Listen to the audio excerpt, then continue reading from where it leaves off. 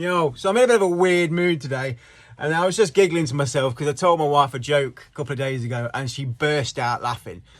So I thought I would say it online because it's quite inoffensive, and let's face facts, in the world that we live in, every fucker offends everybody else. So anyway, what person can drink a gallon of petrol and not get drunk? Anybody? Jerry can.